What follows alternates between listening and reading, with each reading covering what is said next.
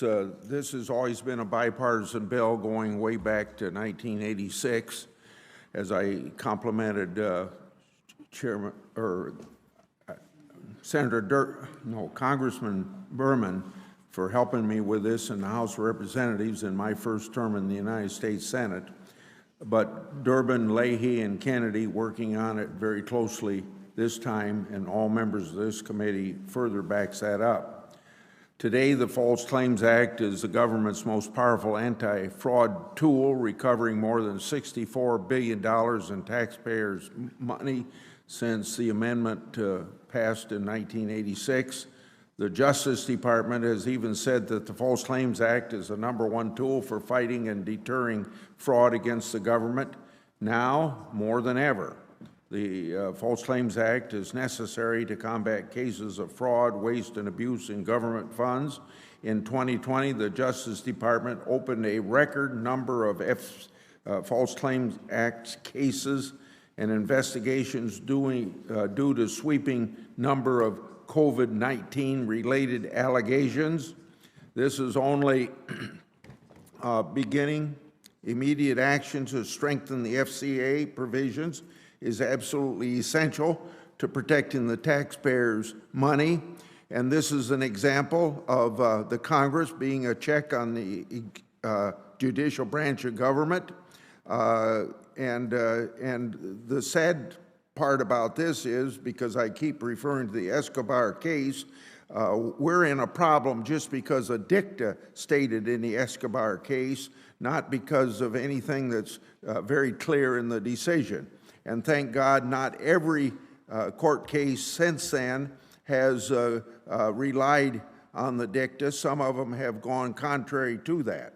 But since the Supreme Court decision in Escobar, courts have grappled with how to evaluate the government's knowledge of alleged fraud when determining whether the defendant's misconduct was material to the government payment decision. So here we make very clear we don't have to rely on different courts interpreting it in a different way. These amendments would clarify misinterpretations created by the Escobar court by clarifying what should already be common sense. In other words, that common sense is just simply getting back to what we intended in 1986.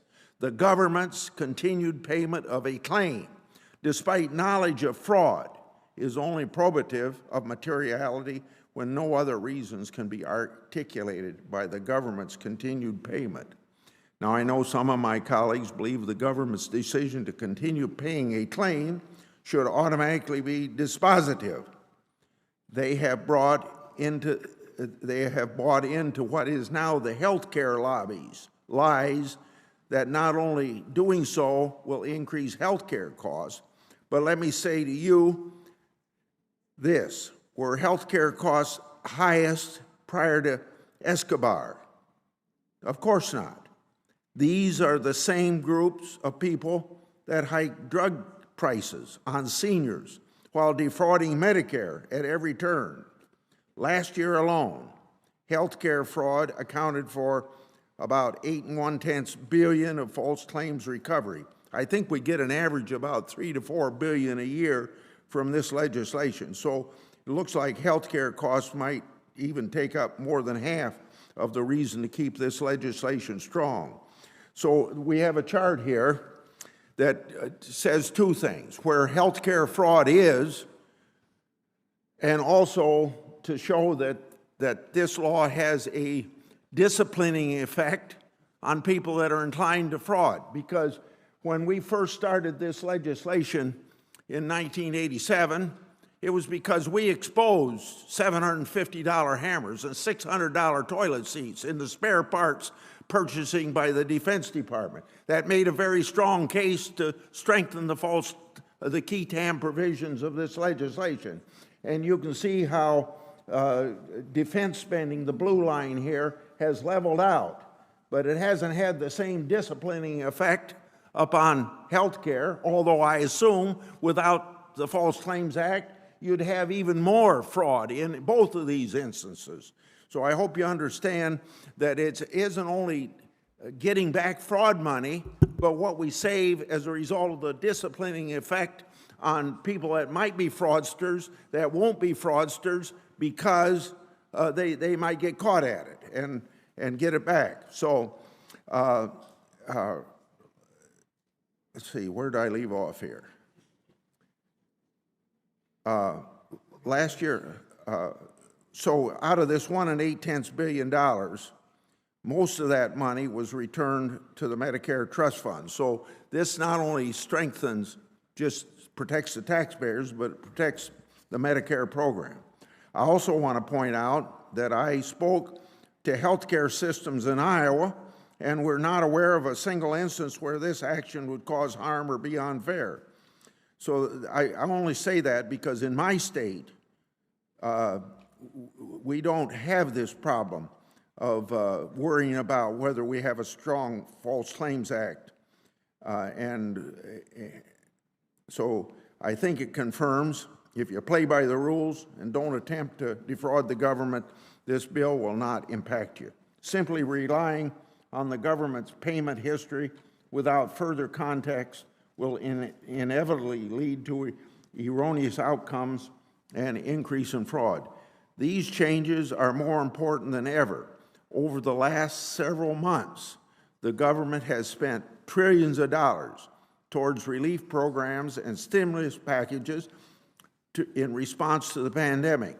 Given the circumstances, then, it is highly unlikely that the government would discontinue payments for services under these relief programs. So for those of you that think that the government continue to pay something, even if they know about fraud, relieves the fraudsters of their of being condemned for that fraud, you can see why when we appropriate money to stimulate the economy, help people that are hurt as a result of the virus, we put these trillions of dollars out there and the government keeps paying them, well, they aren't going to cut off the payments. So if there's fraud, you get the fraud after the fraudulent act has been paid. So if you're saying that they can't be prosecuted under this legislation because they continue to make the payments, and that's what materiality is all about, you can understand that you're not going to have the discipline effect of this legislation. The proposed amendments that we put before you in this bill ensure that fraudsters will not get away with enriching themselves at the expense of the taxpayers. The amendments further, now on a second point, the amendments further clarify Congress's intent of a common sense definition of word hearing, quote unquote, the word hearing, and require that a hearing be provided before the government can dismiss the claim. Under this provision, the rational basis test is codified to prevent the government from dismissing a case over arbitration. Now, if you want to read about all the cases in the False Claims Act, you can read them right here in this book. So in regard to this hearing situation, we've had 4 different interpretations by 4 different circuit courts on what the meaning of a hearing is. Well, isn't it our responsibility to make clear what Congress means by the word hearing? So these provisions are intuitive and reiterate what already exists in our law, or was intended to exist in our law. Due process requires the government to explain its reasons for a dismissal request. Ultimately, the federal judiciary maintains discretion over the time and resources allocated in each case. A judge cannot waste time on hearing a case they cannot act upon. The question before us today is, as we work to pass this legislation, it's this simple. Why should the taxpayers pay the price for bureaucrats who fail to expose fraud against the government? In other words, if you're raising questions about materiality and the government continues to make payments, and the fact that they know about fraud, they continue to make payments, that's some reason that you can't collect that fraud money, it just doesn't meet the common sense test. So if bureaucrats aren't doing their job, continue to pay the money, they know about fraud, you can understand that just isn't the way we ought to be running the government programs. So I guess I'm happy to, from time to time, like Senator Leahy and I've had to do, I don't know how many times we've had to pass this type of legislation because some court just gets it wrong. And you've helped me with that, and it's been bipartisan ever since we got this legislation passed, because you aren't going to be caught under this legislation unless you are a fraud or fraudulently taking money. So what's wrong with that? I yield. Mr. Chairman. I'll recognize Senator Leahy. Let me first say that Senator Grassley and Leahy have prepared a manager's amendment, and without objection, that will be adopted. Now I recognize Senator Leahy. Mr. Chairman, I just want to say I share my